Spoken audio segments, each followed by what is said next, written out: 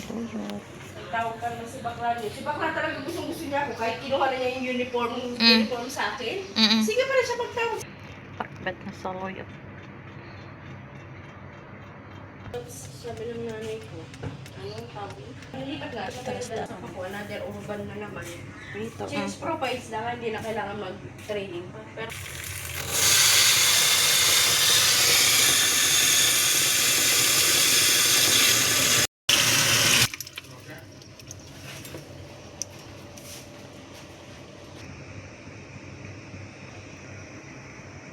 Ayan, mag-uulam tayo ng pakbet na saluyot.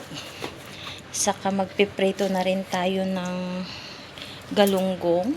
Tama na tong ulam natin. So, okay na yan. Maggulay-gulay tayo. Kasi, puro na lang tayo chicken.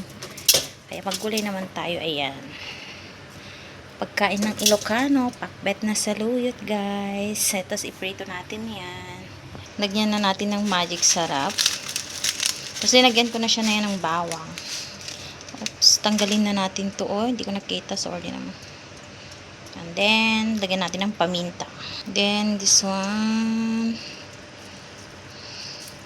Tapos, asin. Saka suka. Pero yung, suka, siguro mamaya na lang natin ilagay. Pagka malapit na siyang maluto.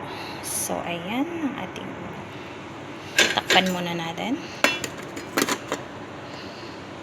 Magpiprito na tayo ng ating isda. Dalawa yung ginamit ko para mabilis.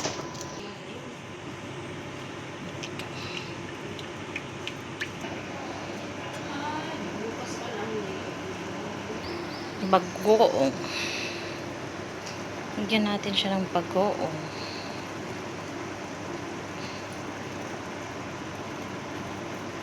Lagyan natin siya ng suka.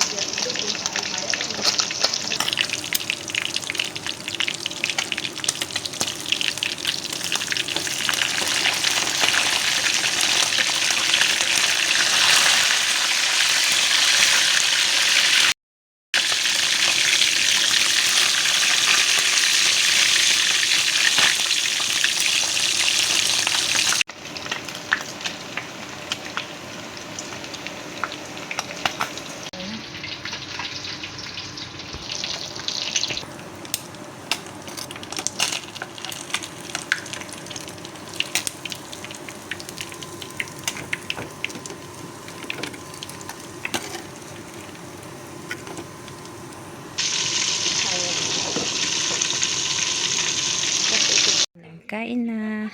Ayun. Prito. As yung saluyot. Ayan.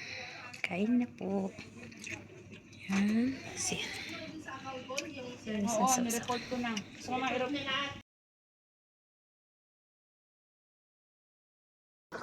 galing sa labas ng Pilipinas, hindi issue kaya Philippine court should be presented in a Philippine court. Yan mapapala, no?